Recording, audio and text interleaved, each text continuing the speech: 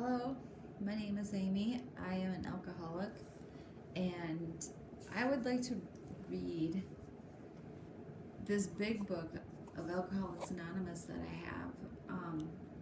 It's a commemorative edition from 1939 edition, and it's actually pretty cool. But it's got different stuff in it than with the fourth edition, which we're all pretty much in AA. If you're in AA now, you're probably reading the fourth edition. And I wanted to just read this and share with somebody what it was like back then, as if we were in 1939 and this book just came out. So I'm going to start off on the foreword.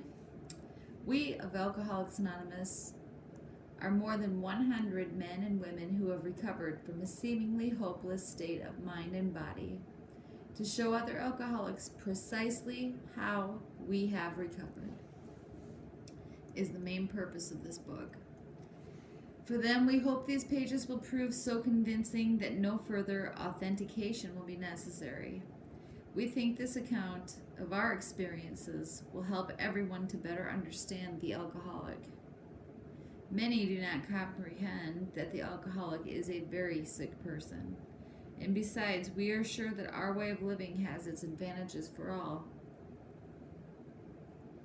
It is important that we remain anonymous because we are too few at present to handle the overwhelming number of personal appeals by which may result from this publication. Being mostly business or professional folk, we do not well carry on our occupations in such an event. We would like it understood that our alcoholic work is an avocation. When writing or speaking publicly about alcoholism, we urge each of our fellowship to omit his personal name, designating himself as a member of Alcoholics Anonymous. And obviously that's changed this. Very earnestly, we ask the press also to observe this request, for otherwise we shall be greatly handicapped. We are not an organization in the conventional sense of the word. There are no fees nor dues whatsoever. The only requirement for membership is an honest desire to stop drinking. We are not allied with any particular faith, sect, or denomination, nor do we oppose anyone. We simply wish to be helpful to those who are afflicted. We shall be interested to hear from those who are getting results from this book, particularly from those who have commenced work with other alcoholics.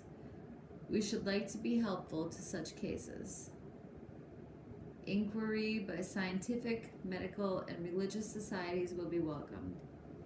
The Alcoholic Foundation, Church Street Annex, Post Office Box 658, New York City. Alcoholics Anonymous. Okay, the doctor's opinion. We of Alcoholics Anonymous believe that the reader will be interested in the medical estimate of the plan of recovery described in this book. Convincing testimony must surely come from medical men who have had experience with the sufferings of our members and have witnessed our return to health. A well-known doctor, chief physician at a nationally prominent hospital specializing in alcoholic and drug addiction, gave Alcoholics Anonymous this letter. To whom it may concern, I have specialized in the treatment of alcoholism for many years. About 4 years ago, I attended a patient who, though he had been a competent businessman of good earning capacity, was an alcoholic of a type I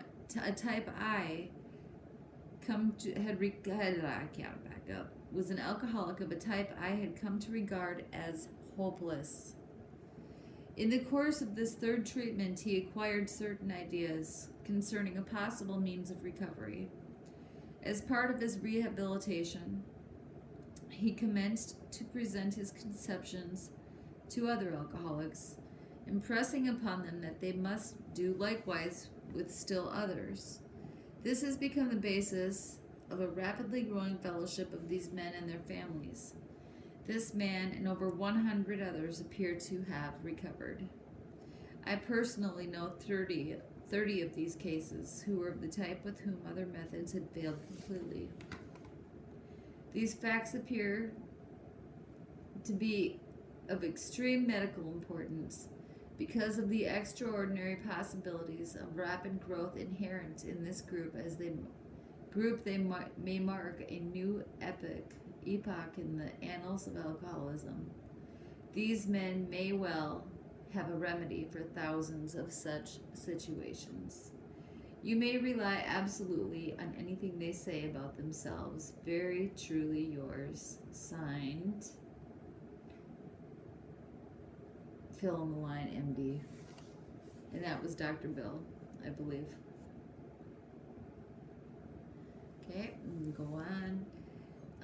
We're on page 2 of this. The physician who, at our request, gave us this letter has been kind enough to enlarge upon his views in another statement which follows. In this statement, he confirms what we who have suffered alcoholic torture must believe, that the body of the alcoholic is quite as abnormal as his mind. It did not satisfy us to be told that we could not control our drinking just because we were maladjusted to life, that we were in full flight from reality, or were outright mental defectives. These things were true to some extent, in fact, to be a considerable extent with some of us. But we are sure that our bodies were sickened as well. In our belief, any picture of the alcoholic which leaves out this physical factor is incomplete. The doctor's theory that we have an allergy to alcohol interests us. As laymen, our opinion as to its soundness may, of course, mean little, but as ex-alcoholics, we can say that his explanation makes good sense. It explains why things for which we cannot otherwise account. Though we work out our solution on the spiritual as well as the altruistic plane, we favor hospitalization for the alcoholic who is very jittery or befogged. More often than not, it is imperative that a man's brain be cleared before he is approached, as he has then a better chance of understanding and accepting what we have to offer.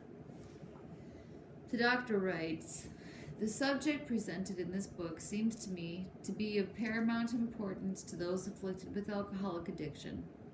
I say this after many years' experience as medical director of one of the oldest hospitals in the country treating alcoholic and drug addiction. There was, therefore, a sense of real satisfaction when I was asked to contribute a few words on a subject which is covered in such masterly detail in these pages. We doctors have realized for a long time that some form of moral psychology was of urgent importance to alcoholics, but its application presented difficulties beyond our conception. What with our ultra-modern standards, our scientific approach to everything, we are perhaps not well equipped to apply the powers of good that lie outside our synthetic knowledge.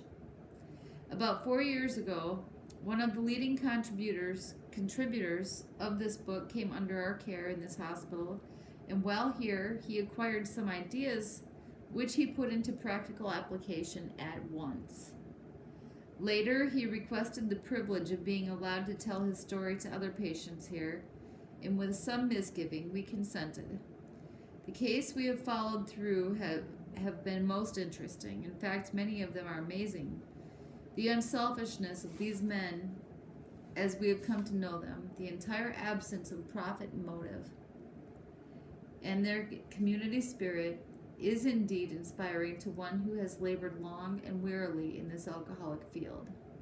They believe in themselves and still more in the power which pulls chronic alcoholics back from the gates of death. Of course, an alcoholic ought to be freed from his physical craving for liquor, and this often requires a definite hospital procedure before psychological measures can be of maximum benefit. We believe, and so suggested a few years ago, that the action of alcohol on these chronic alcoholics is a manifestation of an allergy, that the phenomena of craving is limited to this class and never occurs in the average temperate drinker. These allergic types can never safely use alcohol in any form at all. And once having formed the habit and found they cannot break it, once having lost their self-confidence, their reliance upon things human, their problems pile up on them and become astonishingly difficult to solve. I'm going to pause here.